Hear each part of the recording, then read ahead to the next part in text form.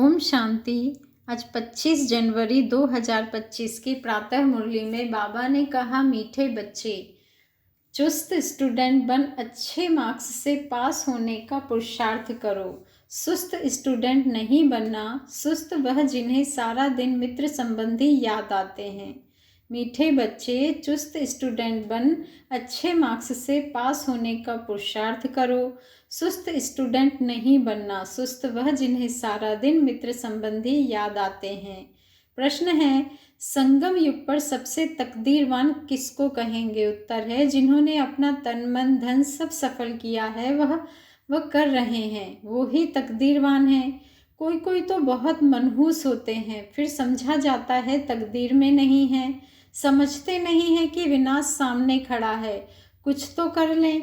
तकदीरवान बच्चे समझते हैं बाप अभी सम्मुख आया है, हम अपना सब कुछ सफल कर लें।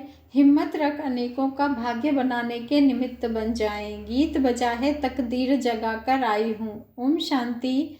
यह तो तुम बच्चे तकदीर बना रहे हो। गीता में श्री कृष्ण का नाम डाल दिया है और कहते हैं, भगवानुवाच, मैं तुमको राजयोग सिखाता हूँ। अब कृष्ण भगवानुवाच तो है नहीं, यह श्री कृष्ण तो एम ऑब्जेक्ट है। फिर शिव भगवानुवाच कि मैं तुमको राजाओं का राजा बनाता हूँ, तो पहले जरूर प्रिंस कृष्ण बनेंगे, बाकी कृष्ण भगवानुवाच नहीं है। कृष्ण तो तुम बच्चों की एम ऑब्जेक्ट है। यह पाठशाला है, भगवान पढ़ाते हैं, तुम सब प्रिंस प्रिंसेस बनते हो। बाप कहते हैं, बहुत जन्मों के अंत के भी अंत में मैं तुमको यह ज्ञान सुनाता हूँ, फिर सो श्री कृष्ण बनने के लिए। बाबा कहते हैं, इस पाठशाला का टीचर शिव बाबा है, श्री कृष्ण नहीं। शिव बाबा ही देवी धर्म की स्थापना करते हैं।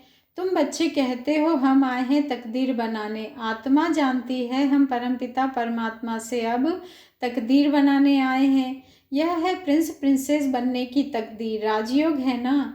शिव बाबा द्वारा पहले पहले स्वर्ग के 2 पत्ते राधे कृष्ण निकलते हैं। यह जो चित्र बनाया है यह ठीक है, समझाने के लिए अच्छा है। गीता के ज्ञान से ही तकदीर बनती है। तकदीर जगी थी सो फिर फूट गई। बहुत जन्मों के अंत में तुम एकदम तमोप्रधान बेगर बन गए हो, अब फिर प्रिंस बनना है। पहले तो जरूर राधे कृष्ण ही बनेंगे, फिर उन्हों की भी राजधानी चलती है। सिर्फ एक तो नहीं होगा ना। स्वयंवर बाद राधे कृष्ण सो फिर लक्ष्मी नारायण बनते हैं। नर से प्रिंस व नारायण बनना एक ही बात है। तुम बच्चे जानते हो यह लक्ष्मी नारायण स्वर्ग के मालिक थे। जरूर संगम पर ही स्थापना हुई होगी, इसलिए संगम युग को पुरुषोत्तम युग कहा जाता है।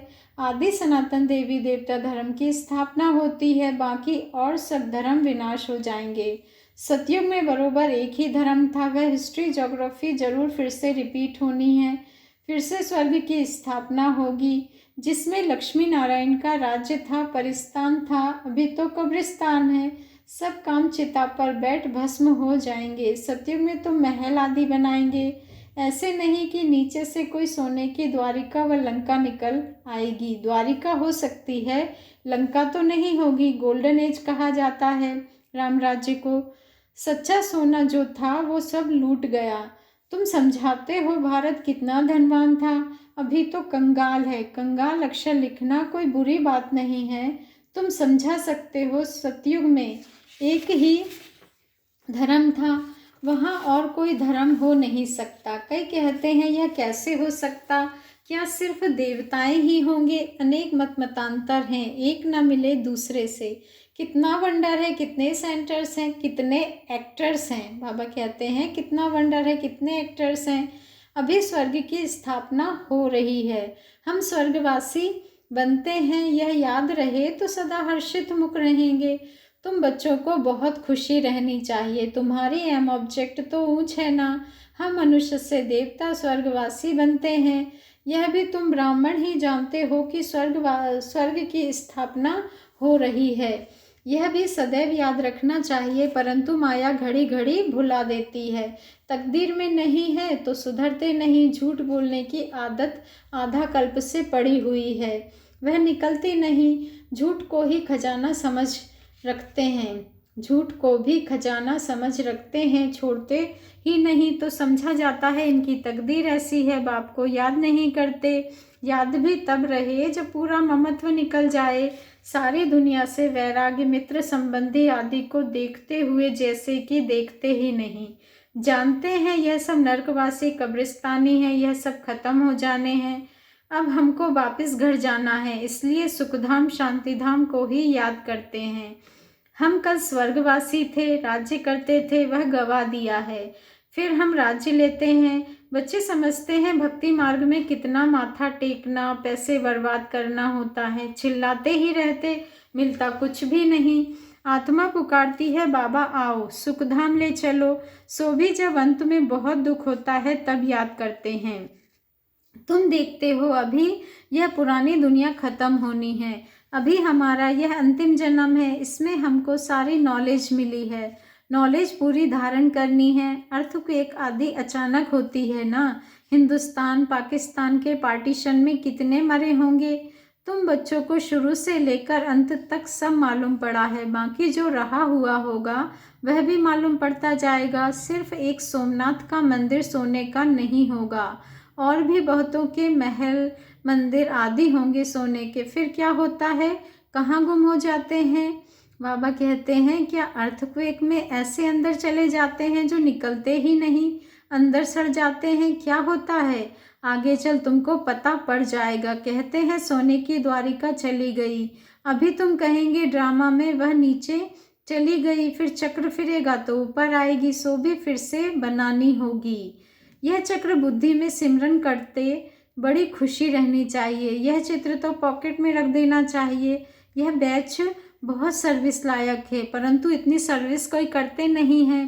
तुम बच्चे ट्रेन में भी बहुत सर्विस कर सकते हो, परंतु कोई भी कभी समाचार लिखते नहीं है कि ट्रेन में क्या सर्विस की। थर्ड क्लास में भी सर्विस हो सकती है, जिन्होंने कल्प पहले समझा है। जो मनुष्य से देवता बने हैं वही समझेंगे। मनुष्य से देवता गाया जाता है, ऐसे नहीं कहेंगे कि मनुष्य से क्रिश्चियन व मनुष्य से सिख नहीं। मनुष्य से देवता बने अर्थात आदि सनातन देवी देवता धर्म की स्थापना हुई।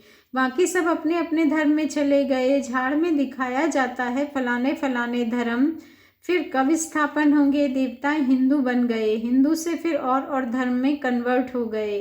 वह भी बहुत निकलेंगे जो अपने श्रेष्ठ धर्म कर्म को छोड़ दूसरे धर्मों में जाकर पड़े हैं। वह निकल आएंगे, पीछे थोड़ा समझेंगे, प्रजा में आ जाएंगे। देवी देवता धर्म में सब थोड़े ही आएंगे, सब अपने अपने सेक्शन में चले जाएंगे।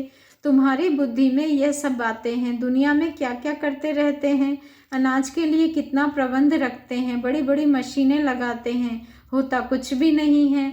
सृष्टि को तमो प्रधान बनना ही है, सीढ़े नीचे उतरनी ही है। ड्रामा में जो नूंद है वह होता रहता है, फिर नई दुनिया की स्थापना होनी ही है। साइंस जो अभी सीख रहे हैं थोड़े वर्ष में बहुत होशियार हो जाएंगे, जिससे फिर वहाँ बहुत अच्छी अच्छी चीज़ें बनेगी। यहाँ बाबा ने कहा यह साइंस वहाँ सुख देने वाली होगी। यहाँ सुख तो थोड़ा है, दुख बहुत है।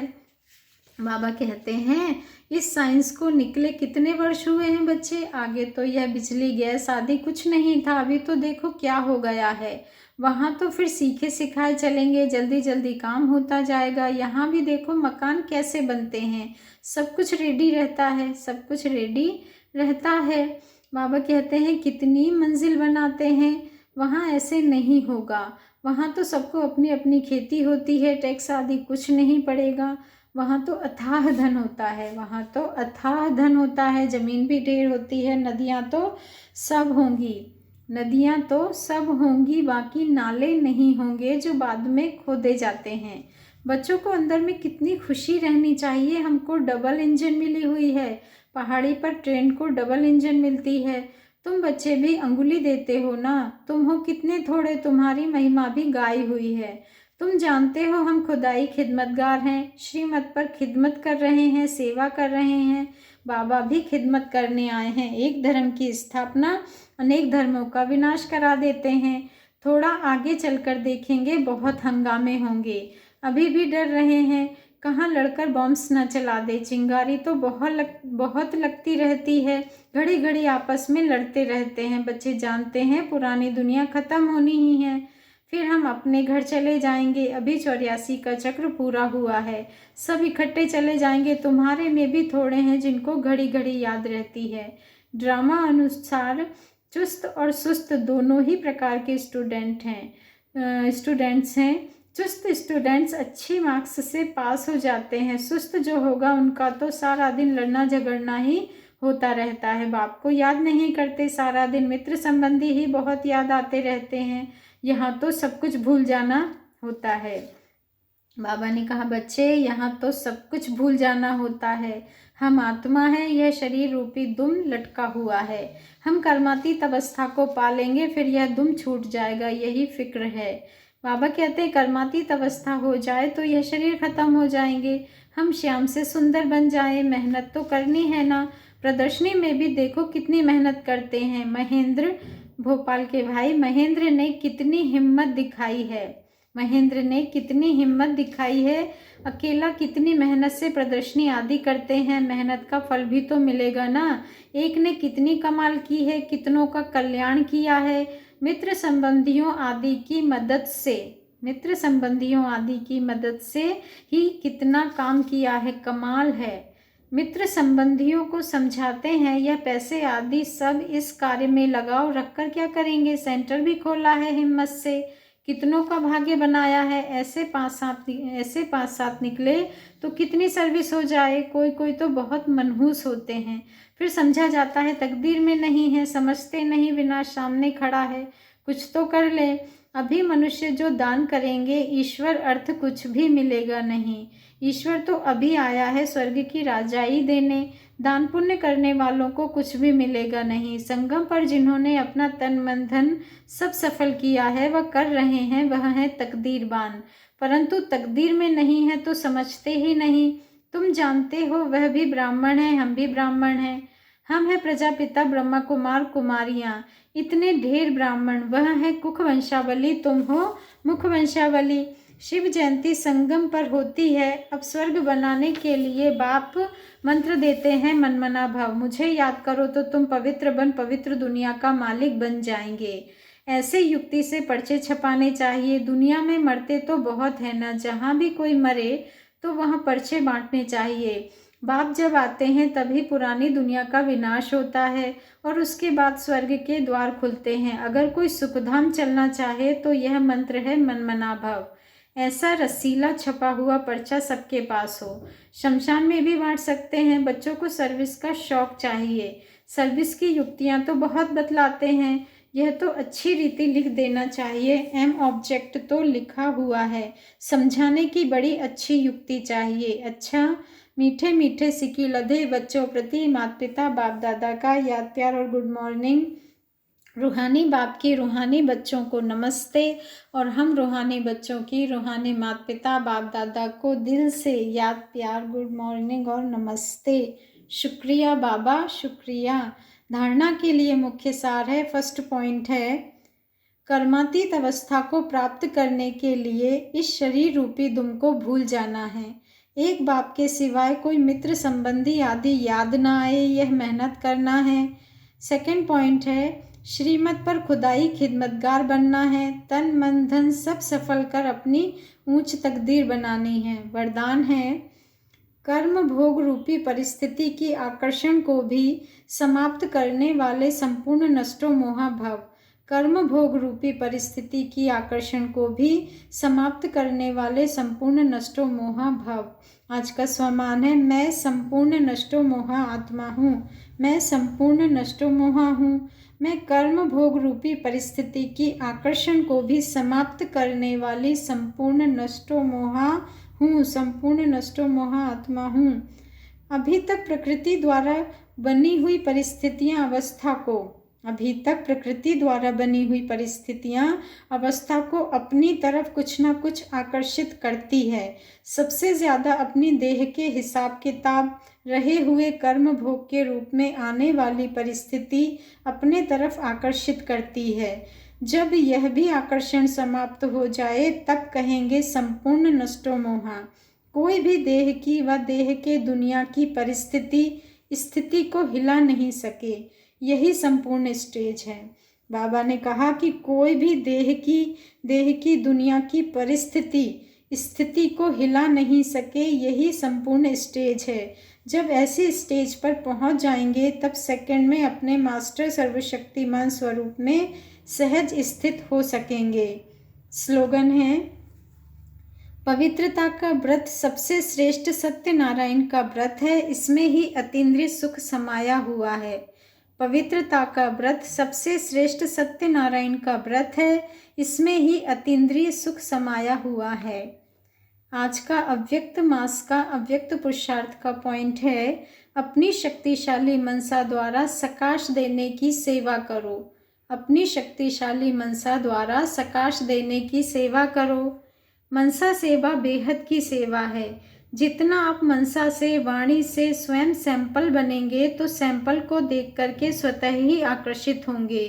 कोई भी स्थूल कार्य करते हुए मनसा द्वारा वाइब्रेशंस फैलाने की सेवा करो। जैसे कोई बिजनेसमैन है तो स्वप्न में भी अपना बिजनेस देखता है, ऐसे आपका काम है विश्व कल्याण करना।